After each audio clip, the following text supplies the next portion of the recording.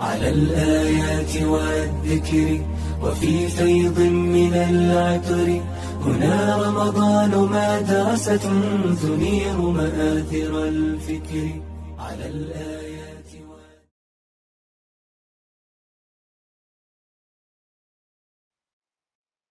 Assalamualaikum warahmatullahi wabarakatuh. Alhamdulillahi rabbil alamin. Assalatu wassalamu ala rasulillah wa ala alihi wa sahbihi ajmain. Amma ba'du. Pemirsa pendengar yang dirahmati oleh Allah Subhanahu wa taala, kembali kita bersyukur kepada Allah Subhanahu wa taala, mengagungkan kebesaran Allah Subhanahu wa taala atas limpahan rahmat, taufik dan hidayahnya, sehingga alhamdulillah pada kesempatan kali ini kita masih mendapati diri dan jiwa-jiwa kita dalam barisan orang-orang yang beriman kepada Allah Subhanahu wa taala. Semoga Allah Subhanahu wa taala senantiasa mengukuhkan keimanan kita hingga kemudian Allah Subhanahu wa taala menakdirkan kita dijemput oleh malaikat maut dalam keadaan taat kepada Allah Subhanahu wa taala. Salam dan salawat kita kirimkan kepada baginda Rasulullah sallallahu alaihi wasallam, uswah kita, kedua kita dalam mengarungi kehidupan dunia ini menuju cinta dan ridha Allah Subhanahu wa taala. Semoga Allah Subhanahu wa taala mengistiqomahkan diri kita untuk kemudian tetap berada di atas manhaj Rasulullah sallallahu alaihi wasallam. Pemirsa, para pendengar yang dirahmati oleh Allah Subhanahu wa taala, di antara bentuk keistimewaan umat Rasulullah sallallahu alaihi wasallam adalah Allah Subhanahu wa taala memberikan hadiah bulan Ramadan. Kita pahami bersama bahwa Allah Subhanahu wa taala memberikan kedudukan dan nilai khusus bulan mulia ini. Di dalamnya ada janji maghfirah. Di dalamnya ada cinta dan kasih sayang. Di dalamnya ada kepedulian dan kedermawanan. Allah Subhanahu wa taala menghadirkan bulan yang mulia ini dalam kehidupan umat Rasulullah sallallahu alaihi wasallam sekali dalam setahun, adalah bentuk cinta dan kasih sayang Allah Subhanahu wa taala.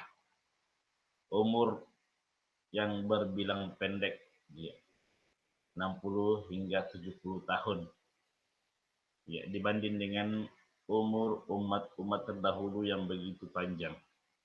Namun berkat kasih sayang Allah Subhanahu wa taala dengan menghadirkan waktu-waktu mulia yang di dalamnya ada pelipat gandaan pahala, sehingga ketercapaian pahala seorang hamba dari umat Rasulullah sallallahu alaihi wasallam bahkan melewati ambang batas dari umur itu sendiri. Luar biasa jamaah sekalian. Ya, karena semuanya diliputi dan diselimuti cinta dan kasih sayang Allah Subhanahu wa taala. Rangkaian ibadah yang kita bergolak dengannya dalam bulan Ramadan ini adalah kesempatan emas untuk kita sebagai umat Rasulullah sallallahu alaihi wasallam untuk kemudian menyiapkan pundi-pundi amal kebaikan, amalan-amalan soleh yang tentunya disyariatkan oleh Allah Subhanahu wa taala. Oleh karena itu, jemaah pendengar yang dirahmati oleh Allah Subhanahu wa taala, dalam pergolakan kita dengan rangkaian ibadah-ibadah yang kemudian Allah Subhanahu wa taala syariatkan, baik yang khusus di bulan Ramadan ini maupun yang secara umum. Ada dua hal penting yang perlu kita perhatikan dan perlu kita utamakan daripada hal yang lainnya. Dan ini kata ulama kita jamaah sekalian menjadi tolak ukur bagi kita semua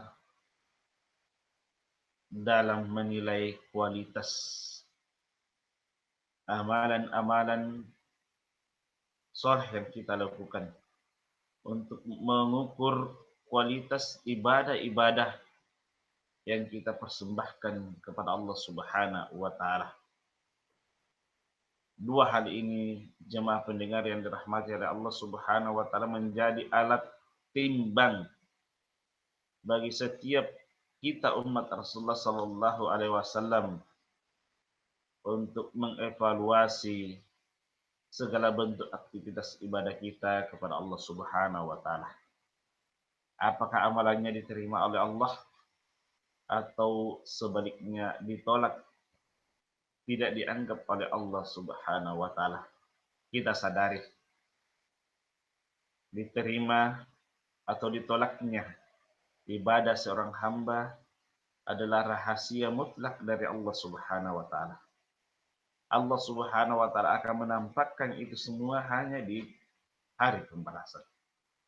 Namun dua hal ini, ya, sebagaimana penjelasan para ulama kita, bisa kita jadikan alat untuk kemudian mengevaluasi segala bentuk aktivitas ibadah kita. Apakah cenderungnya diterima oleh Allah Subhanahu wa taala atau sebaliknya. Sekali lagi, kita tidak memastikan bahwa amalan kita diterima, bahwa amalan kita ditolak, tapi kita dengan dua hal ini mampu dengan izin Allah Subhanahu wa taala mengukur dan mengevaluasi kualitas ibadah dan amalan soleh kita yang kita persembahkan kepada Allah Subhanahu wa taala. Yang pertama jemaah pemirsa, para pendengar yang dirahmati oleh Allah Subhanahu wa taala, adalah niat ikhlas hanya kepada Allah Subhanahu wa taala.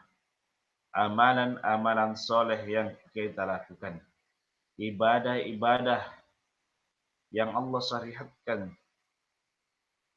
yang kemudian kita berusaha untuk menunaikannya, hendaknya dan seharusnya kita persembahkan itu semua ikhlas hanya kepada Allah Subhanahu wa taala. Niat adalah fondasi awal untuk berdiri kokohnya sebuah amalan soleh. Kata Rasulullah sallallahu alaihi wasallam, "Innamal a'malu binniyat." Sesungguhnya amal perbuatan seorang hamba sangat-sangat tergantung pada niatnya. Dan amalan yang diterima oleh Allah Subhanahu wa taala adalah amalan, adalah ibadah yang kemudian kita laksanakan, kita tunaikan dengan niat ikhlas karena Allah Subhanahu wa taala. Niat ikhlas jemaah sekalian yang dirahmati oleh Allah Subhanahu wa taala hanya akan tumbuh dari hati orang-orang yang beriman. Hanya akan tumbuh dari hati yang tumbuh subur keimanannya. Allah Subhanahu wa taala berfirman, "Wa ma umiru illa liya'budullaha mukhlishina lahuddin." Dan tidaklah kami memerintahkan melainkan hanya untuk beribadah kepadaku, yaitu kepada Allah Subhanahu wa taala, dengan ikhlas, dengan niat yang tulus hanya kepada Allah Subhanahu wa taala. Sekali lagi jamaah pendengar yang dirahmati oleh Allah Subhanahu wa taala, niat yang tulus, niat yang ikhlas menjadi syarat untuk kemudian diterimanya amalan ibadah kita di sisi Allah Subhanahu wa taala. Kemudian yang kedua adalah al-mutaba'ah, yaitu senantiasa mengikuti dan mencontoh Nabi Muhammad sallallahu alaihi wasallam dalam segala bentuk aktivitas amalan-amalan soleh, ibadah yang kita persembahkan kepada Allah Subhanahu wa taala. Apapun bentuk ibadah itu tuh jemaah sekalian, baik yang fardu, amaliyah sunnah, dan seterusnya, semuanya harus kembali kepada contoh dan rujukan kita, yaitu Nabi Muhammad sallallahu alaihi wasallam. Beliau sallallahu alaihi wasallam memberikan peringatan, mewarning kita semua. Sebagaimana dalam sabda beliau sallallahu alaihi wasallam, "Man amila amalan man amila amalan laisa alaihi amruna fahuwa raddun." Barang siapa yang melakukan suatu amalan soleh, namun amalan tersebut tidak berdasar pada Rasulullah sallallahu alaihi wasallam.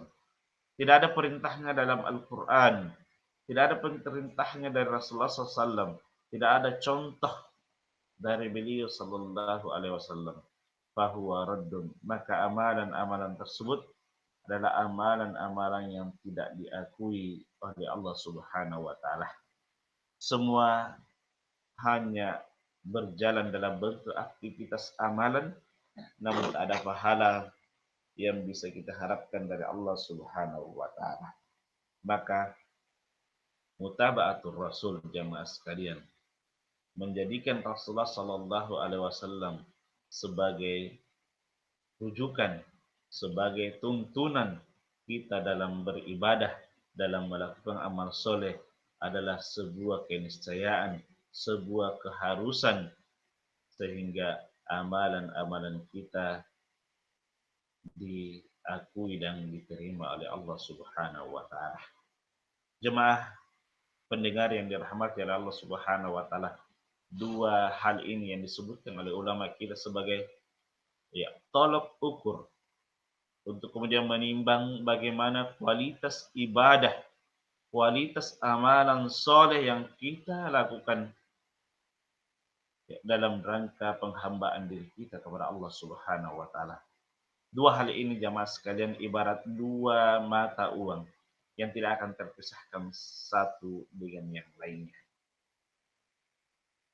Jika seseorang beramal ikhlas karena Allah Subhanahu wa taala, tapi di sisi lain ternyata keliru, jauh daripada contoh dan panutan dari Rasulullah sallallahu alaihi wasallam, maka yakinlah amalannya ditolak oleh Allah Subhanahu wa taala. Atau sebaliknya,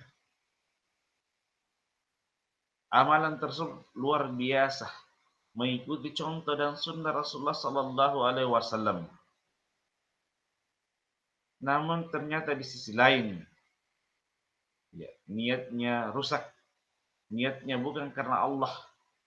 Niatnya hanya untuk dunia, pujian, harta, jabatan, dan seterusnya. Maka yakinlah amalan tersebut tidak mendapatkan pengakuan dari Allah Subhanahu wa taala.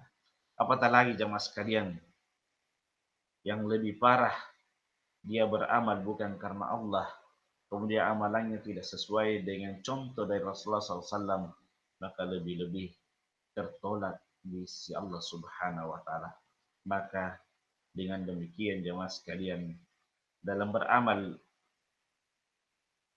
maka setiap amalan itu harus dikawal dengan niat yang ikhlas karena Allah Subhanahu wa taala dan senantiasa mencontoh Rasulullah Sallallahu Alaihi Wasallam. Semoga jamaah pendengar yang dirahmati oleh Allah Subhanahu Wa Taala, kita diberikan kekuatan oleh Allah, diberikan karunia untuk menjadi hamba-hamba yang ikhlas dan senantiasa merujuk kepada Rasulullah Sallallahu Alaihi Wasallam dalam segala pergolakan aktivitas ibadah penghambaan kita kepada Allah Subhanahu wa Ta'ala. Semoga amalan ibadah kita mendapatkan pengakuan dan penerimaan di sisi Allah Subhanahu wa Ta'ala. Amin amin ya rabbal alamin. Subhanakallahumma wa bihamdik asyhadu an la ilaha illa anta astaghfiruka wa atubu ilaik.